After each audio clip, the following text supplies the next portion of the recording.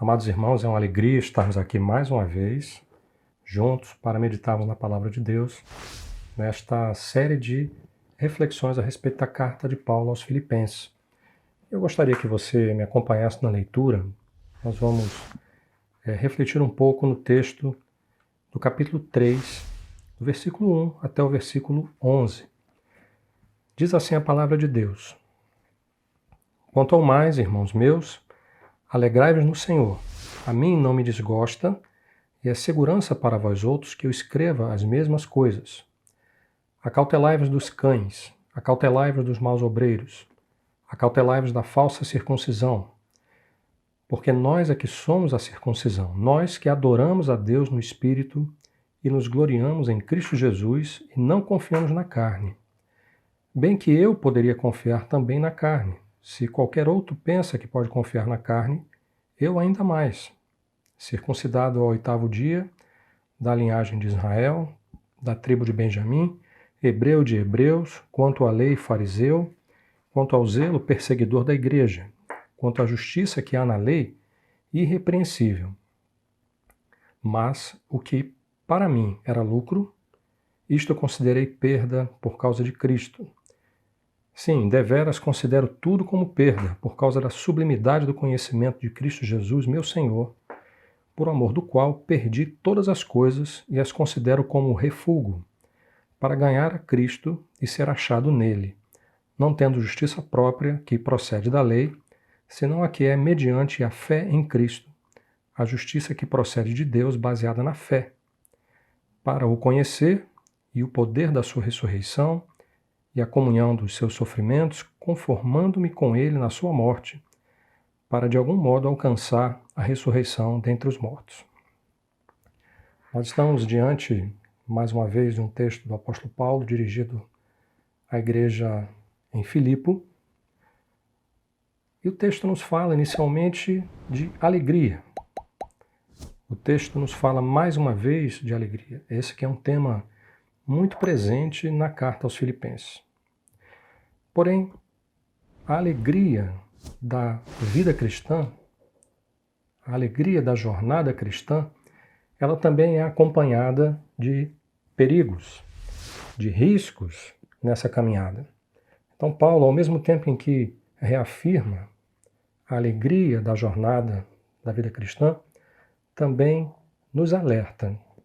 Ele diz: acautelai-vos. Significa dizer que há perigos, há riscos, há aqueles que tentarão nos desviar do verdadeiro evangelho. Paulo aqui nos fala de alguns perigos. Ele se refere logo no versículo 2, acautelai-vos dos cães, acautelai-vos dos maus obreiros, acautelai-vos da falsa circuncisão. Ele coloca aqui 3 riscos. Os cães, um termo que era usado pelos judeus de maneira frequente para se referir aos gentios. Aqui Paulo se apropria desse termo e faz uma aplicação, não no sentido pejorativo ou preconceituoso em relação aos povos não judeus. Na verdade, ele está aqui confrontando aqueles que se aproximam do evangelho, mas que não compreendem a pureza e a santidade desse mesmo evangelho de Jesus Cristo. Pessoas que se aproximam da igreja com outros interesses, talvez interesses relacionados ao poder econômico, ao poder político, à influência, de várias maneiras. Devemos ter cuidado com essas pessoas. Ele nos fala também dos maus obreiros, aqueles que não são de fora, são de dentro, mas que têm um ministério ou um serviço, uma ação não baseada no chamado de Deus, mas em seus próprios interesses. E que frequentemente, ao contrário do que deveriam, desviam o povo de Deus do seu caminhar saudável, sadio na presença de Deus. Finalmente ele fala, acautelai-vos da falsa circuncisão. Poderíamos aqui fazer uma reflexão a respeito disso, a partir dessa prática judaica, essa prática do povo de Israel de circuncidar os filhos. era um sinal visível no corpo, na carne, de que aquela pessoa fazia parte do povo escolhido por Deus. Porém, Paulo, ele nos alerta para o perigo de identificarmos sinais externos, exteriores, visíveis, com a verdadeira espiritualidade. Na verdade, a circuncisão da carne, ela não tem nenhum valor do ponto de vista espiritual. Ele diz, essa é uma falsa espiritualidade. Essa é uma manifestação de carnalidade. Para que você entenda, naquele tempo, a igreja de Jesus estava sendo atacada por vários grupos, mas especialmente um grupo chamado judaizante. Eram pessoas que estavam na igreja, que vinham da tradição judaica e que queriam impor costumes e normas judaicas aos gentios que se convertiam. E Paulo é contrário a isso, claramente contrário a isso. Ele nos diz, o evangelho, ele não é baseado na lei. É uma nova aliança, é um novo pacto, algo superior, que está baseado no relacionamento que temos com Deus através de Jesus Cristo. E Paulo, usando a sua própria história, ele fala, se alguém quisesse, ou se há alguém que pode ou poderia, digamos assim, se valer dessa tradição, dessa história, dessa descendência para se dizer espiritual, seria eu. Ele diz, eu fui circuncidado ao 8º dia, hebreu de hebreus, segundo a lei, fariseu, da tribo de Benjamim. Digamos assim, do ponto de vista humano, Paulo havia alcançado o ponto máximo da espiritualidade, a pontuação máxima da espiritualidade. Mas ele nos diz algo interessante. Queria que você voltasse ao texto comigo. O versículo 8, ou melhor, o versículo 7, na sequência, o versículo 8, depois de falar da sua ascendência judaica, que teoricamente daria a ele uma superioridade espiritual sobre os outros que não tinham relacionamento com o povo judeu, ele diz, mas o que para mim era lucro, isto considerei perda por causa de Cristo. Sim, deveras considero tudo como perda por causa da sublimidade do conhecimento de Cristo Jesus, meu Senhor, por amor do qual perdi todas as coisas e as considero como refúgio para ganhar a Cristo. E aqui eu quero chamar a sua atenção para essa expressão. A expressão refúgio, traduzida em nossa Bíblia, lá no original é um termo mais forte, se refere a lixo, se refere a estrume, se refere a algo desprezível que era lançado fora. Então o que Paulo está dizendo, toda essa minha tradição familiar, a minha ascendência judaica, de nada vale diante de Deus. Paulo então nos diz, há uma vacina, já que nós estamos vivendo um tempo de pandemia, lidando com o vírus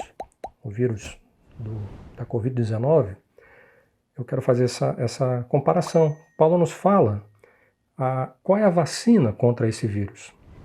A vacina contra a falsa espiritualidade, o legalismo, é a circuncisão do coração.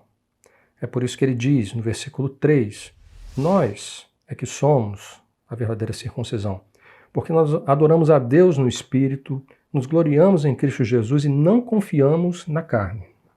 Não podemos confiar na carne para o nosso relacionamento com Deus. É por isso que Jesus disse à mulher samaritana, lá na passagem de João capítulo 4, versículo 23, ele diz a ela, a hora vem e agora é, em que os verdadeiros adoradores adorarão o Pai em espírito e em verdade.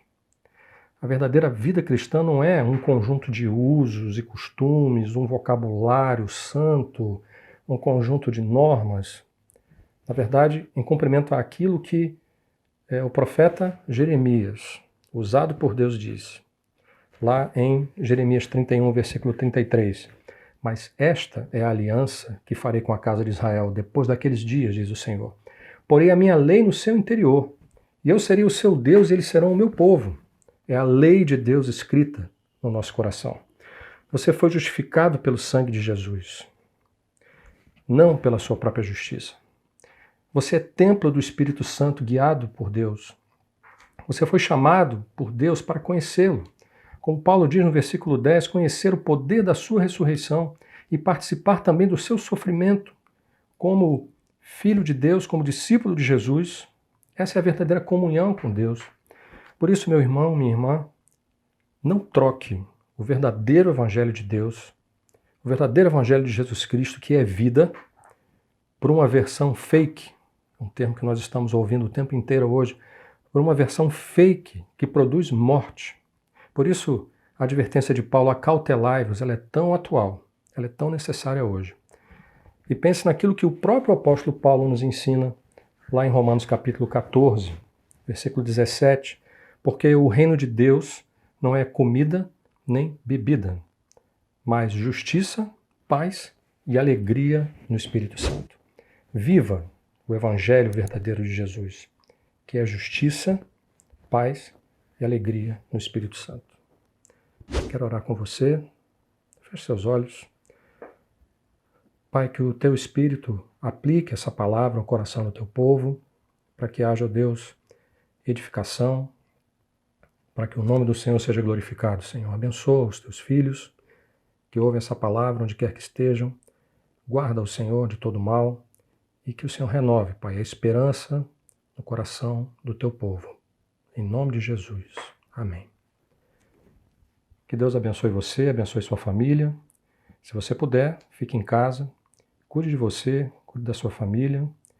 Em breve estaremos juntos mais uma vez. Que Deus lhe abençoe, em nome de Jesus.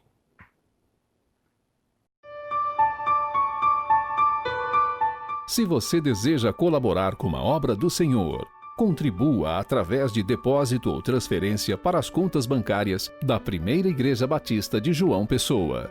Deus abençoe e proteja a todos.